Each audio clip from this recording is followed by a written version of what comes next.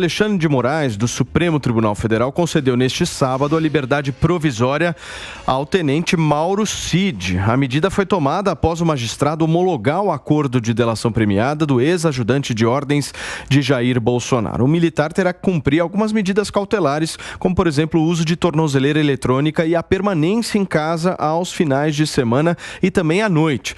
Pessoas próximas a Cid dizem que ele apenas está contribuindo com as investigações sobre alegadas milícias digitais e suposta venda de presentes oficiais recebidos pelo governo do ex-presidente Jair Bolsonaro. Senhores, essa notícia mexeu com o noticiário político no final de semana. A gente não tem paz, né, Capês? Vai fazer um churras no final de semana, delação homologada. E aí, meu amigo? Imagina para quem escreve livro, para você atualizar todo dia quando muda alguma coisa. A jurisprudência muda a cada segundo. Nós tivemos, há poucos dias, a anulação, a reiteração pelo ministro Toffoli, foi reiteração de uma decisão que já tinha sido tomada pelo ex-ministro Lewandowski, que anulou o acordo de leniência da Odebrecht, porque não foi respeitada a cadeia de custódia das provas. Agora, nós estamos vendo aqui uma questão. Note que a concessão da liberdade provisória ocorreu imediatamente após a delação. Significa, então, que deve-se concluir que ele estava preso não para a garantia do processo. Ele não estava preso para assegurar a instrução criminal, evitar fuga e assegurar a aplicação da lei penal, ou porque solto ele cometeria outros crimes. De acordo com o Código de Processo Penal, a prisão preventiva só se justifica para a garantia da ordem pública. Solto ele vai cometer crime, não era o caso. Para garantia da instrução criminal, ele não estava ameaçando testemunha nenhuma nem destruindo prova. Ou para assegurar a aplicação da lei penal. Não existe manter uma prisão provisória para pressionar uma pessoa a fazer uma delação. Esse é o primeiro ponto que eu queria colocar. Aliás, outros ministros do Supremo, como Dias Toffoli, o ministro Gilmar Mendes Ferreira, o próprio André Mendonça, Cássio Nunes Marques, ex-ministros como Marco Aurélio e Lewandowski, criticaram o uso das prisões para forçar a delação. Isso não tem nada a ver com ser Bolsonaro ou ser Lula. Isso é uma questão para o país, é de segurança jurídica, é de garantia constitucional.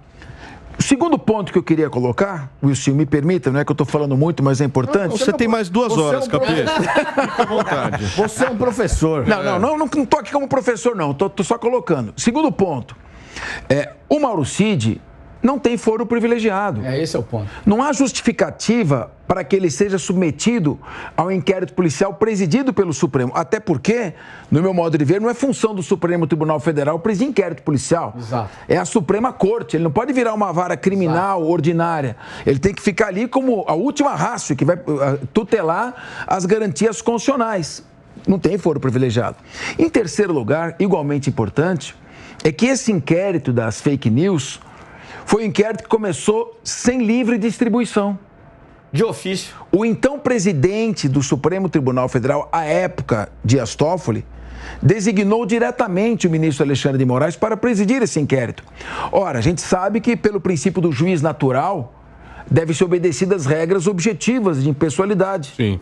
Então, deveria ter sido... Então, eu vejo esses 3 pontos processuais falhos e vejo também, quero lamentar, que talvez a figura mais importante que expressasse as aspirações de uma direita que acredita na economia de livre mercado, na privatização, parceria público-privada, controle fiscal, seja tão mal assessorado, se estivesse como presidente Bolsonaro, tão mal cercado de pessoas dando orientações equivocadas, permitindo que todo tipo de gente se chegasse próximo a ele. É de se lamentar também isso, dele ter se colocado nessa situação por uma absoluta fragilidade e mediocridade de assessoria que estava em torno dele. Profissionalismo zero, é isso que você está me dizendo. Profissionalismo zero, principalmente quem estava em torno. Um amadorismo.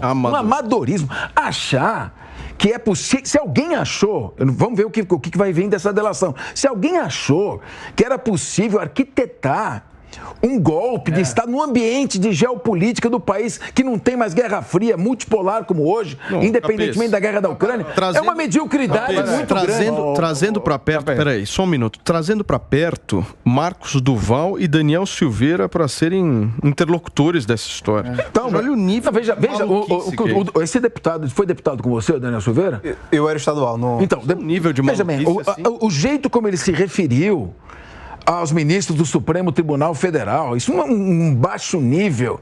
Isso é uma pessoa que como é que um sujeito desse conseguiu se eleger? E esse tipo de gente compartilhava da companhia do presidente, que foi o maior nome que a direita conseguiu.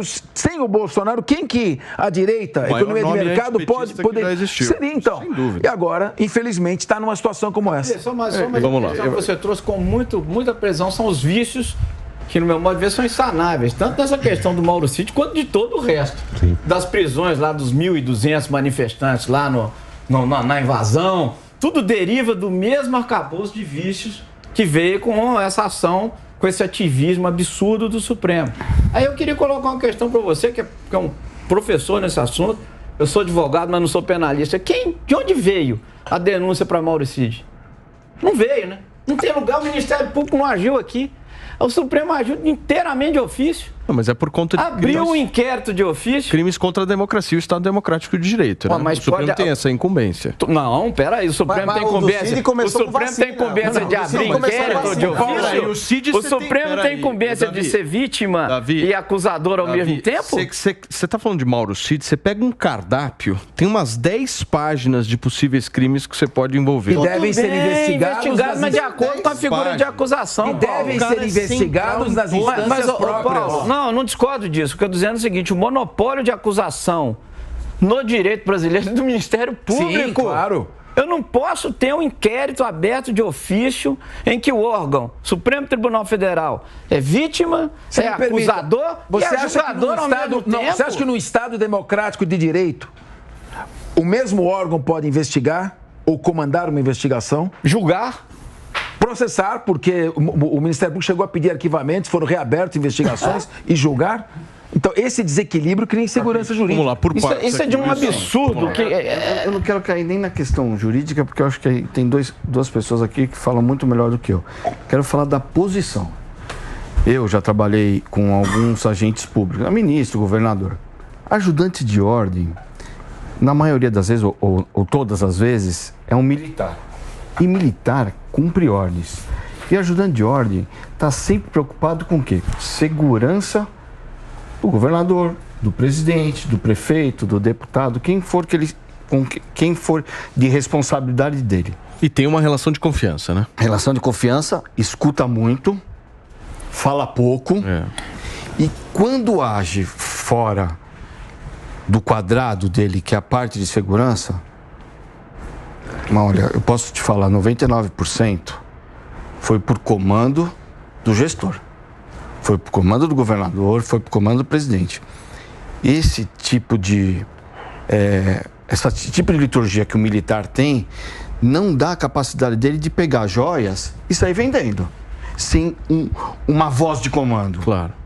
Não dá para ele pegar um negócio do golpe, ele tirar da cabeça dele, ou fazer um golpe e começar a articular dentro do governo, claro, sem comando superior. Eles não fazem isso. Olha, posso estar muito errado. Olha, eu já vivi com eles. Sim. Já tive posições que, inclusive, convivia com eles diariamente. Eu quero... Fala, Fê, por favor. Isso, mas o Mauro Cid, a história dele próxima do Bolsonaro, ele extravasa a função do ajudante de ordem.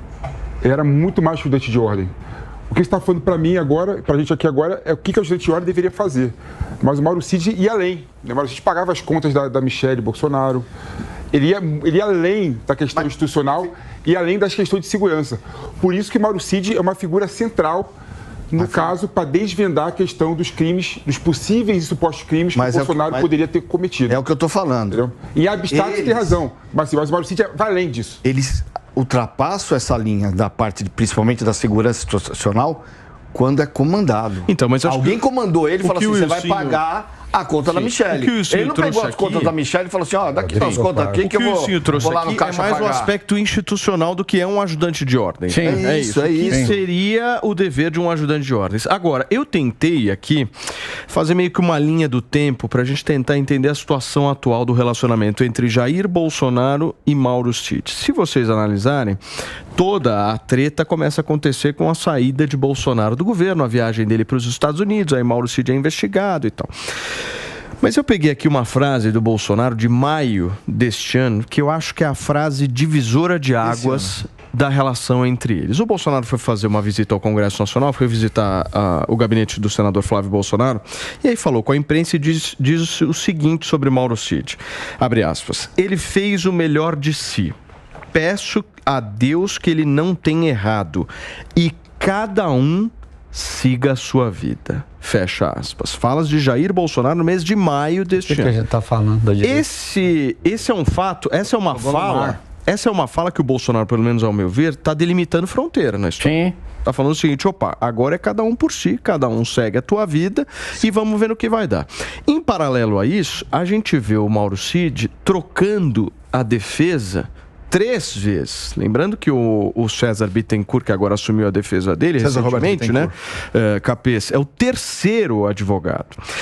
E ele é o grande especialista em delações premiadas. Ou seja, o Mauro Cid jamais contrataria César Bittencourt se não fosse justamente com esse intuito todo. Agora, o Supremo Tribunal Federal também, Alexandre de Moraes, não aceitaria um pedido de delação se não houvesse qualquer tipo de informação que eles ainda não tiveram. O Supremo não iria aceitar isso. Paulo, aí tem uma questão importante. Pode ser, a delação pode ser até uma delação com conteúdo. Robusta, detalhada, substanciosa, mas ela não é prova. É necessário que, ao lado de uma delação detalhada, substanciosa, haja provas documentais. Isso. E não adianta uma delação, um outro depoimento que não adianta só falar. E não adianta uma outra testemunha confirmar a delação reconfirmada. Exato. É necessário que ela seja confirmada por provas idôneas. Tanto que, de acordo com a lei, é a Lei 12.850 de 2013, a lei que definiu as organizações criminosas, lá que está previsto o Instituto da Colaboração Premiada. Tanto que ela tem que ser mantida em sigilo, ela não vale como prova e, digo mais, está na lei. A delação não serve de base isoladamente sequer para determinar medidas cautelares, como busca e apreensão ou prisões. Está na lei. Vamos tentar pensar com a cabeça dos ministros do Supremo Tribunal Federal. Eles não aceitariam essa delação se não houvesse algum tipo de informação nova para colocar dentro desse processo. Para mim é visível isso. E tem um ponto Vem coisa nova por aí. E tem um ponto importante, Paulinho, pelo seguinte, porque o STF já decidiu inúmeras vezes os casos da Lava Jato, declarando várias delações premiadas inúteis, porque não tinha prova, né? O Gilmar Mendes, por exemplo, ele absolveu várias pessoas que estavam sendo condenadas porque delação premiada por si só, sem provas documentais, não funcionam como para condenar ninguém, né? Então, com certeza, essa delação premiada do Mauro Cid está acompanhada de provas, sim, né? Porque senão o STF estaria... Será? Não, ele só colheu a delação. É jurisprudência do STF. Só colheu a delação. É jurisprudência do STF. Não tem prova, não. Davi, seria um tiro no pé. Não, veja bem. O STF... Primeiro que é possível que isso seja verdade. E é possível que não seja. Não, perfeito. Nós não sabemos. Nós estamos falando aqui... uma zona cinzenta. Então, nós estamos fazendo ilações. Claro. Agora, um fato é o seguinte. Não havia uma pressão enorme da mídia por resultados da Lava Jato? Cada vez que tinha uma prisão, cada vez que tinha uma delação premiada, parava o jornalismo, aumentava a audiência. E aí, durante esse ambiente, que serviu a boa parte da mídia para aumentar a audiência e ganhar dinheiro, a verdade é essa. Durante esse ambiente todo, a Justiça, o Poder Judiciário, sufragou e apoiou todas as medidas da Lava Jato. Todas. Inclusive as mais ilegais.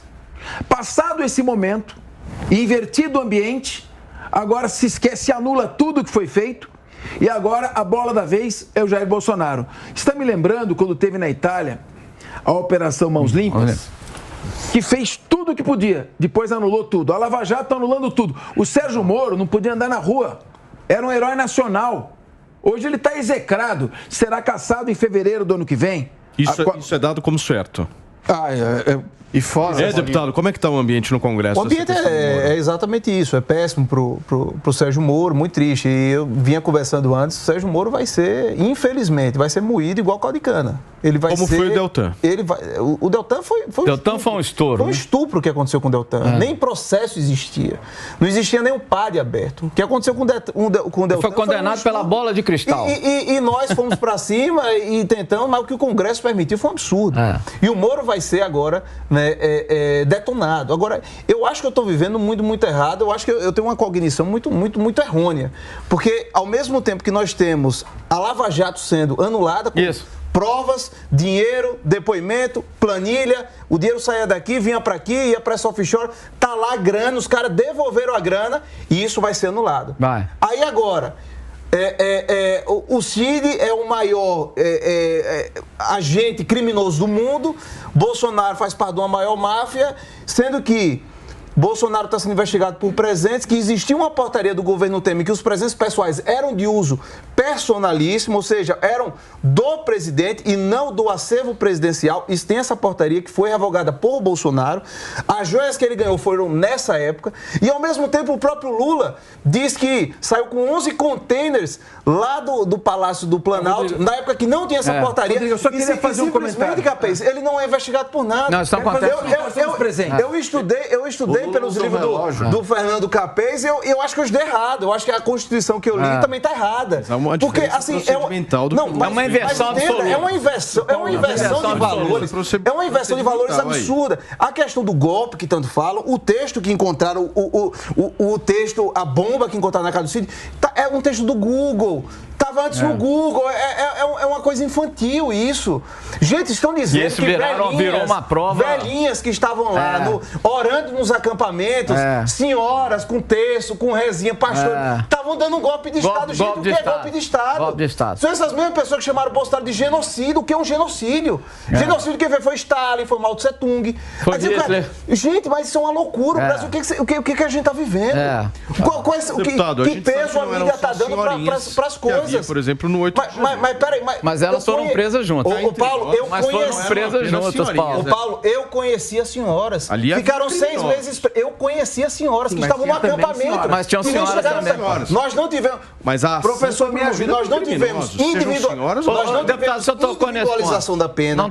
Nós não tivemos as individualizações da conduta. O que nós tivemos foi uma punição, uma prisão já punitiva em fase de investigação. O que aconteceu foi isso. Os mandados de prisão foram Ctrl-C, Ctrl-V. Os crimes que aquelas pessoas estavam sendo acusadas, elas já cumpriram a pena.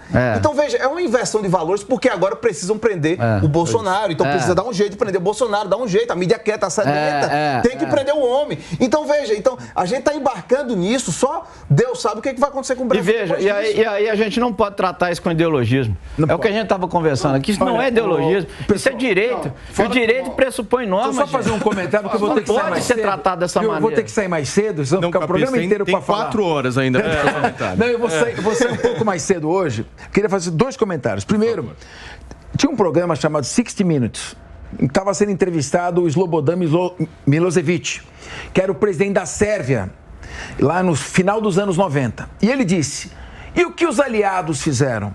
Os soviéticos não estupraram as mulheres alemãs e mataram? Berlim não foi destruída depois da Alemanha já ter praticamente se rendido? E as bombas atômicas jogadas em Hiroshima e Nagasaki? Foi então que o entrevistador disse: os vencedores julgam os vencidos. Não são os vencidos que julgam os vencedores. Quando a Lava Jato estava investigando o então derrotado presidente Lula, valia tudo. Agora que estão se investigando o presidente Jair Bolsonaro. Então, veja bem, tem uma organização criminosa voltada à venda de presentes. Opa! Depois tem uma organização criminosa voltada à falsificação de carteirinha de vacinação. Vamos entender. A questão dos presentes é uma questão polêmica. É o meu modo de ver como penalista. De acordo com a Constituição Federal, não há crime sem lei que o defina. Somente a lei pode descrever crimes e prever penas. Isso vem desde a Magna Carta em 1215. Mas tem uma regulamentação do Tribunal de Contas. Só tem uma lei. Tribunal de não Contas. Tem lei, mas tem uma Tribunal de Contas da União não é lei. Não. Tribunal de Contas e nem tem poder normativo. Portaria não é lei. Peraí, mas tem poder, não pode criar lei. O TCU não pode criar lei, né? O Capês participou da administração pública. Quem está na administração pública precisa olhar as regulamentações de um Tribunal de Contas. Eu estou falando, veja bem, você está confundindo uma coisa. Penal. Eu estou falando de tipificação penal. Crime. Bem. Eu não estou falando de conduta administrativamente imoral que pode ser. Não estou dizendo que pode ser. É crime, Paulo. Crime. Que pode caracterizar. Tem que ter lei. Eu estou dizendo de crime. Tem que ter lei. O peculato é você desviar em proveito próprio ou alheio bem da administração pública. Tem que ter lei dizendo que o bem é da administração pública. Corrupção passiva é obter vantagem indevida. Tem que ter lei dizendo que é vantagem indevida. Todas as suas falas são debruçadas na questão processual. E nisso a gente aqui não... Mas é segurança jurídica. Mas tem que ser. Mas tem que ser. Mas tem que ser. Mas tem que ser. Estado democrático de direito. Uma democracia só resiste, sobrevive diante de lei. Hoje o fato é império de lei, não é império de gente. Não é império de Mas a pessoas. narrativa política está sendo feita por parte, inclusive, dos apoiadores de Jair Bolsonaro, que ele é um homem perseguido. As pessoas estão dizendo isso nas redes sociais, que é uma perseguição contra Jair Bolsonaro. Aí eu faço uma pergunta para vocês. Mas não há? Quem é? Mas não há? Pois é, mas não há. Quem é perseguido vendendo joia, gente, lá fora e tentando entrar com joia sem declarar aqui no país? Isso é perseguição do quê? Não, são duas coisas diferentes. Isso é simplesmente uma... No Brasil, o método é investigar a pessoa, não o fato. E o Mauro Isso é perseguição sem competência política pura. Você leu aí? Concordo. E outra coisa. Também é incompetência. Em maio, Também é incompetência. Essa declaração do Bolsonaro deu o sentimento que o Mauro Cid estava abandonado e sozinho. E ele estava sob forte emoção familiar. Porque o Capês falou, essa questão da violação do recibo, que é do recibo de vacina, como que é o nome? Carteirinha de vacina, pega a esposa e a filha, que mora lá nos Estados Unidos. E quando fizeram a operação na casa do pai dele, aí que ele resolveu. Eu falei, agora é hora de eu defender. Foi a virada de chave. Aliada a essa fala que eu trouxe de Jair Bolsonaro. Ele já estava se sentindo abandonado. Já sentiu a fronteira ali. Tem um monte de fala que eu não vou lembrar quais, da mulher dele, que falava demais também, de golpe, de não sei o que e tal. Mas tem a questão real, que foi a questão da carteira da vacina. Sim. Da adulteração e a filha que entrou nos Estados Unidos com essa carteira. Inclusive, a Michele Bolsonaro chorou, se não me engano, ontem ou antes de ontem, num culto, evento, não foi? Um evento da Igreja Evangélica, enfim, dizendo justamente isso, que minha família é perseguida, que eu estou sendo vítima de uma perseguição amarrada na bandeira do Brasil. Como é que você viu isso, Filipão? O Bolsonaro tá desesperado, né? Tá chegando as investigações nele. Agora, o Capês ele cometeu um erro jurídico, né? Que é bom destacar aqui, né? Porque Qual seria, hein? Pelo seguinte, o princípio da legalidade da administração pública diz que você só pode agir de acordo com a lei. Se não tem lei regulando sobre as joias que o presidente recebe, o presidente não pode vender as joias, né? Então, essa é uma premissa que o Capês colocou errado. Outro sofisma. É um sofisma. Não, pelo amor de Deus, Capês. Acabou de sofismar. Isso é claro. Isso é um sofisma. Claro. Se ele recebeu as joias no exercício do cargo de presidente da República e não tem lei falando sobre as joias, ele não pode vender as joias. Ele não pode pegar as joias para o patrimônio próprio. Por quê? Porque o princípio da legalidade da administração pública... Mas tinha portaria, não. Portaria pode falar? Mas deixa eu responder, Rodrigo. Deixa eu responder. Uma bobagem tão grande, eu preciso responder. Preciso responder. Portaria não é lei. Eu preciso responder. Primeiro... Eu estou te poupando, Capês. Obrigado. Você é muito gentil. Bom, primeiro... Vai, fala. O princípio da legalidade administrativa diz que o administrador só pode fazer o que a lei determina. É isso. Muito bem. E o princípio da legalidade penal diz: não há crime sem lei que o defina. Eu estou dizendo que se não houver uma lei descrevendo o crime com todos os seus elementos, não há crime. Não tem nada a ver com o princípio da legalidade administrativa, que o servidor público só pode fazer o que a lei determina. Ele está fazendo uma ilação do direito administrativo. Com o direito penal. Enquanto o particular pode fazer... O particular pode fazer... O particular pode fazer tudo que... Mais um erro. Ele entra em pânico e começa... Mais um erro. Ele entra em pânico. Mais um erro. Então fala o erro e eu respondo. Se você deixar eu responder... Eu... Posso pedir uma coisa? Só antes de você começar, faz o seguinte, pega esse celular, faz uma selfie... Olhando pro Capês, pode perguntar que eu respondo? Pode perguntar. Responder, Capês? Pode perguntar. Se não tem lei falando sobre o crime de vender joias, eu poderia muito bem colocar como peculato, sim, claro. Olha lá, gente. Porque é patrimônio. Olha o que ele acabou de falar. É patrimônio. Olha, patrimônio julguem por público. vocês. Se não tem lei, público. se não tem lei, tem crime. Foi o que ele acabou de falar. Acabou de falar. Ele falou isso, tá gravado. Se não tem lei, não tem crime. Você Só deixar que ele se enforca sozinho. Felipe, você tem que se decidir. Eu tô falando o seguinte. Vamos lá, eu quero ouvir. Fala de Se novo. não tem lei falando que as joias são patrimônios pessoais do presidente da República, elas são patrimônios públicos. E quando você vende patrimônio público, você incide crime de peculato. Vocês estão ouvindo, né? Se não tem lei dizendo que é patrimônio público, é patrimônio público. Se não tem lei dizendo que é crime, é crime. Público. Foi o que ele acabou de falar. Capês, é patrimônio público. Eu poderia defender que é patrimônio público, sim. O Fê, você acha que você tá meio nervoso recebido com o celular? Atrapalhou o raciocínio de alguém? Vocês estão vendo? Vocês estão vendo?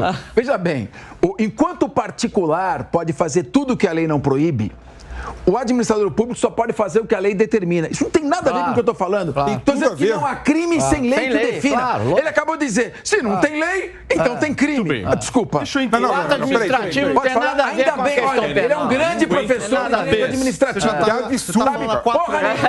Me ajuda aí, Wilson. O homem não para. Eu acho uma grande lambança tudo isso. Isso que é Você verdade, acha uma cara. bela É lambança. uma cambada de Agora, deixa eu só entender o seguinte. Eu, no início do programa, falei para nossa audiência para eles cancelarem os streamings de sei lá, Netflix da vida aí, porque a política nacional gera séries muito melhores do que essas que estão aí, certo, meu querido Capês? Agora eu quero entender o seguinte.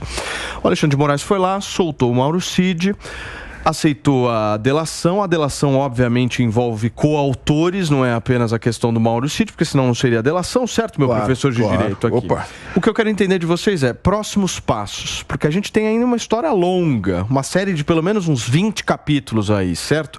De depoimentos que vão acontecer. Eu acho que foi colaboração, não foi delação. Só para entender, assim, me expliquem quais os próximos passos daqui para frente depois da delação, doutor. Eu acho que eu queria só voltar um pouquinho. Por favor. Que nós até conversamos sobre isso. Conversou aqui antes de começar o programa. Existe uma diferença muito grande entre a questão da direita e da esquerda, né? Só vou pedir para nossa produção arrumar teu mic. Daqui a pouquinho eu passo a palavra para você, doutor. Posso responder, então? Mas deixa o Rodrigo, nosso deputado. Deixa o nosso deputado falar um pouco. Você falou que o teu horário era 4 horas. O Capês até começou tímido por causa do bullying, né? Agora eu fui me soltando. Mas assim... O Capês comigo e com o Wilson, ele se solta de um jeito que a Jovem Pan nunca viu. Por favor, deputado. Mas o que a gente está vendo, eu quero até complementar a fala do Wilson, o que a gente está vendo em relação ao Mauro Cid é uma tortura das épocas medievais. Gente, carteira de vacinação, Bolsonaro era o presidente da República, ele podia pegar qualquer médico, se ele não quisesse, ele disse que não se vacinou, inclusive. Se ele quisesse falsificar a carteirinha para Michele, para não sei o que, ele chamava o médico de confiança dele no palácio. Vamos lá, vamos aqui atrás. Diz que, anota aí que me deu... Acabou. Mas chamou o hacker, não, né, não, mas entenda, acabou o problema. Então, a questão, o que não, mas vem cá, o que queriam com essa história de carteirinha de vacinação que está no inquérito de atos antidemocráticos? Isso é um absurdo, jurídico, sem tamanho. Mas o que queriam? Queriam chegar no Mauro Cid e começar a torturá-lo. Família, pai, o pai dele já não estava bem, etc. Isso é uma tortura medieval. E o Supremo está tão debochando da nossa cara que no mesmo dia que é anunciado a delação premiada ou colaboração, ele é solto para dizer o seguinte, ó, você estava sendo torturado porque não tinha nenhum dos 3 requisitos. Já que você abriu a boca, estou te soltando. Já que você abriu a boca, está soltando. E eu ainda vou mangar do povo mostrando isso. Porque o que está acontecendo no Brasil é isso. O Estado Democrático de Direito já foi totalmente vilipendiado. Não existe mais. Vamos só por partes. O microfone do doutor voltou, por favor, doutor. Nós estávamos falando antes de começar o programa justamente sobre a questão da... Como aconteceu com o governo Lula e quando aconteceu com o governo Bolsonaro. Ou seja, situações com a militância da esquerda com a militância de direita. Se percebe que na questão das operações de Lava Jato, tudo que envolveram até mensalão, tudo, os grupos da esquerda sempre se mantiveram unidos. Sim. Eles não houve uma coesão deles. Eles se permaneceram unidos. Já na questão da direita, você percebe que vão se largando. A própria declaração de Bolsonaro, o próprio pai, o general, chegou e falou assim, o pai aconselhou ele a mudar a defesa porque ele percebeu que ele estava virando boi de piranha. Ele falou, O pai falou, muda porque você vai ser a vítima da vez. Foi o pai, o general. Sim. Ele chegou e bateu, ele falou, olha, largaram você e você vai ser a vítima. Então você percebe que os outros processos que tem contra a questão de Bolsonaro, as vítimas estão sendo largadas. Sim. Todos foram largados. Todos. Aos poucos foram sendo todos eles são largados. E aí o Bolsonaro, ele vai como vítima, dizendo assim, poxa, se as pessoas estão ali, espero que elas tenham feito direito. Mas o Silvio mesmo falou, eu também trabalhei com um governador, é ordem. Ordem, claro. É ordem. Ajudante de ordem. Sim. Tem um grande ajudante de ordem que virou deputado federal. E virou senador. E era o Olímpio. É verdade. Eu trabalhei com o Olímpio, com ajudante de ordem lá. E ele era tudo com a questão de execução de ordens. Não tem essa de tomar uma decisão. Primeiro, até a questão de... Ajudante de ordem derruba evento por conta de segurança. De segurança. Mais que isso... Para ele se deslocar do palácio, de onde for, para outro setor... Nossa, precisa de autorização de comando. Eu queria trazer um outro ponto aqui, Capês. Eu quero debater isso. Eu queria trazer um outro ponto aqui, Paulo, se você me permitir, que é o seguinte. Até nessa decisão recente do Toffoli agora, que anulou o acordo de leniência da Odebrecht, em que ele faz críticas terríveis à Lava Jato. O ministro Lewandowski já havia anulado antes e ele replicou confirma, a decisão. Ele anulou a prova, cara, do acordo de leniência da Odebrecht. Mas ele, enfim, critica severamente a Lava Jato pelos excessos, né, pela falta de aplicação do direito, enfim. Então, o lavajatismo. Sob o ponto de vista do direito, porque, Paulo, nós não podemos fugir do direito, nós não podemos, se nós queremos viver num Estado democrático de direito, o império é de lei, não é império de gente, não é império de pessoas, o império é da lei. Então vamos lá, a Lava Jato está veivada de vícios, recheada de vícios. Não são os mesmos vícios que aquilatam as ações do Supremo hoje? Ou piores? Piores. Ou piores? Não tem nem comparação. Um inquérito aberto à mão militar? Um inquérito sem Ministério Público, um inquérito que pessoas sem foro privilegiado estão sendo presas, investigadas e presas, e que o próprio órgão é vítima e investigador. Uma coisa é uma diferença. A diferença é que agora a bola da vez é Bolsonaro. Mas não é político, o ponto é jurídico. E antes você tinha uma vara de Curitiba, que é uma instância, e agora você tem o Supremo Tribunal Federal. Processando pessoas sem foro. O Tribunal Federal tem o direito de errar mais. É o que nós ele tem que ser questionado menos. Eu estava esperando outra coisa, mas você chegou na Paulo, você tocou num ponto fundamental que eu queria colocar. Eu estou trazendo a realidade. Por que a 13ª Por que a 13ª Vara Federal de Curitiba, num determinado momento, era a única vara criminal no país que processava todos os crimes ligados à Petrobras e não ligados à Petrobras? Então, a questão da incompetência foi discutida várias vezes. Sim. Foi mantida a competência dele, a ponto de haver várias condenações em primeira instância, depois do Tribunal Federal de Recursos da 4ª Região, confirmando, depois do STJ, várias condenações, e aí, de repente, se descobriu que ele não tinha competência e começou a anular. Agora aqui está ocorrendo mesmo os vícios de natureza processual. Quando que haverá a anulação? Só se mudar o ambiente político. Não vai. E isso cria uma insegurança jurídica enorme. E eu queria ouvir, o Felipe está se contorcendo, está quase... Eu queria ouvir o que ele está quase sofrendo infarto aqui. Eu vou te dar de novo porque você brilha com... E eu quero. Fica à vontade, querido. Eu não consigo segurar e prestar ao mesmo tempo. Fica à vontade. Física. Não, é impressionante. Me tira do quadro, eu quero olhar para você. Quer olhar para mim? Está olhando para mim, Capiche? É impressionante o seguinte, né? Claro que a Lava Jato teve excessos, claro que os processos do STF, nos casos relacionados a milícias digitais, relacionado ao inquérito do fim do mundo, né? Tem excessos também. Agora, eu discordo do Davi e do Capês, porque existe um princípio geral do direito chamado contempt of the court, né? Que é o princípio que as cortes constitucionais do mundo todo têm o direito de se autoproteger, né? Ou seja, a partir do momento que o Supremo Tribunal Federal é afrontado no seu papel institucional, ele pode avocar a competência para processar esses processos, né? Então, o que está acontecendo no STF? No que a venda do presente ataca o STF? Porque diz... No que a falsificação da carteirinha ataca o STF? Mas não é um ex-presidente Então da não tem República? argumento. Mas não é um ex-presidente da República? Não, ele falou contempt of court. Ou seja, toda vez que a corte for atacada, ela tem que se defender. Meu Deus, Capês. Venda de presente e falsificação de carteirinha de vacinação ataca a corte. O que está por trás do presente é que acham que a venda do presente pode ter sido para receber o dinheiro e financiar os atos. Eu tava imaginando que você ia fazer essa bola de cristal na minha. Mas eu precisava escutar isso. A bola de cristal.